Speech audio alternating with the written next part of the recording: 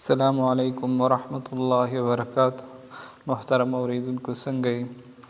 امید در رب لرم چې تاسو به ښه یې، روغ به یې، د صحت په جامو کې به یې. هر چېرته چې الله ښاد لره، آباد لره، هر قسمه بیمارونه آفتونو نه مو الله په امان کې ساته، د هر قسمه مشقتونو نه مو الله په امان کې ساته. زه ستاسو د وړاندې فیرا په یو نوې وظیفې سره حاضر یم. دا ډیره مجربه، ډیره بهترینه وظیفه ده، دا ازمایلی شوې وظیفه ده او په دې سره به الله رب العزت ستاسو هر قسمه حاجت، هر قسمه دعا ضرور قبلوي. د دې وظیفې چې زه تاسو ته کوم طریقه ښیم، دا به تاسو په هغه طریقې سره کوئ، نو انشاءالله العزیز د دې چې کوم عمل دی، د دې چې کومه فایده ده، هغه به تاسو ته پوره رسیږي، ځکه چې دا ډیره بهترینه، ډیره فایدهمنه وظیفه ده. د دې وظیفې په ذریعې سره الله رب العزت ستاسو دعاګانې قبلوي، ستاسو حاجتونه هغه پوره کوي. نو وظیفه څه ده؟ راځو وظیفې طرف ته. وظیفه طریقه دا ده چې تاسو به د ماسخوتن لمانځه نه پس، بل ټیم کې نه، صرف او صرف د ماسخوتن لمونځ نه پس چې کله تاسو د ماسخوتن لمونځ نه فارغ شئ، تاسو به 11 پیرې، څو پیرې؟ 11 پیرې، 11 پیرې درود ابراهیمی ووایئ. کوم درود؟ درود ابراهیمی، کوم چې موږ په دې لمانځه کې لولو. اللهم صل علی محمد وعلى آل محمد كما صليت على إبراهيم وعلى آل إبراهيم إنك حميد مجيد. دا درود شریف دا به 11 پیرې د آخره پورې ووایو.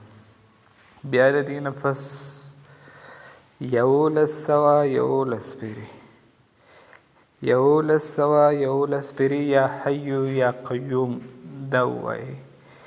1111 پیرې به یا حی یا قیوم ووایئ. د دې نه پس بیا به 11 پیرې درود ابراهیمی ووایئ. دا عمل به یوه ورځ وکړئ. د دې نه پس په سبا باندې، یعنې په بله ورځ باندې بیا چې کله تاسو ماسخوتن لمونځ وکئ، د ماسخوتن لمونځ نه پس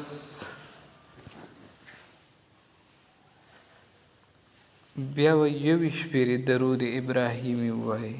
21 پیرې به درود ابراهیمی ووایئ او د هغې نه پس به بیا 2121 پیرې یا حی یا قیوم ووایئ. 2121 دفعه، 2121 پیرې به بیا یا حی یا قیوم دا ووایئ. د دې نه پس به بیا درود ابراهیمی ووایئ. دا به عمل به په 2مه ورځ وکړئ.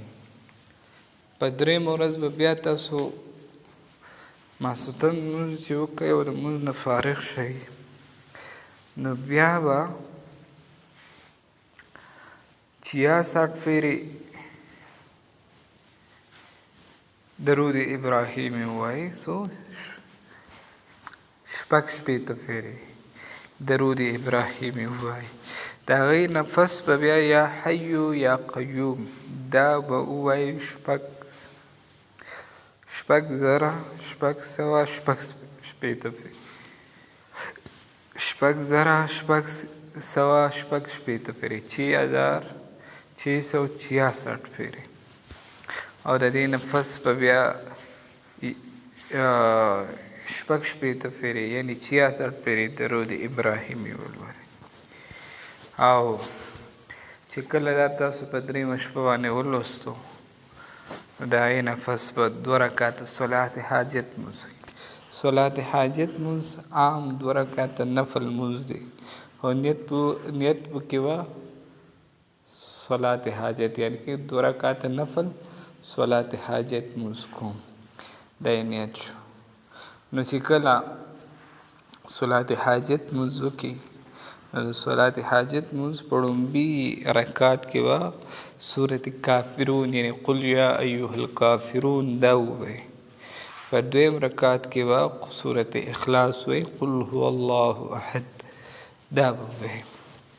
دې نه پس به الله رب العزت ته متوجه شي، په توجه سره، په اطمینان سره، په ژړا سره، په زارۍ سره به الله رب العزت نه وغواړئ. الله رب العزت نه به خپل حاجت وغواړئ. ستا چې کوم ضرورت دی، کوم حاجت دی، الله رب العزت نه به وغواړئ. څه دعا چې کې الله رب العزت نه به وغواړئ. هر قسمه حاجت چې دی نو الله رب العزت به د هغه دعا او د دې عمل په ذریعې سره ستاسو هغه حاجت هغه انشاءالله العزیز هغه پوره کړي.